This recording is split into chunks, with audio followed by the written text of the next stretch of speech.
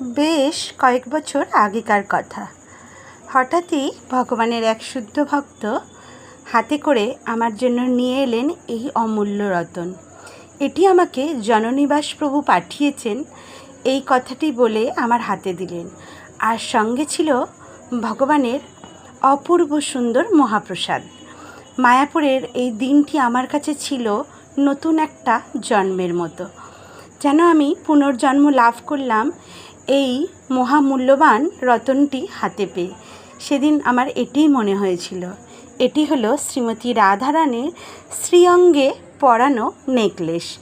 এই নেকলেসটি শ্রীমতী রাধারানী বহুবার ধারণ করেছেন, আর সেটি আমার হাতে এসে পৌঁছালো। আর তখন থেকেই সেটি আমার কাছেই আছে,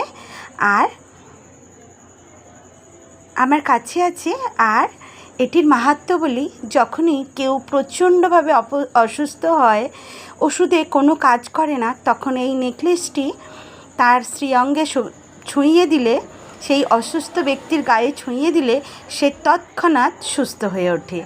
আমাদের ক্ষেত্রে এটি বহুবার হয়েছে। আমার বাড়ির মানুষ বহুবার অসুস্থ হয়েছে এবং প্রতিবেশী বহুবার অসুস্থ হওয়ায় এটি ছোঁয়ানোর সঙ্গে সঙ্গেই তিনি কিন্তু সুস্থতা লাভ করেছেন। হরি হরি বল।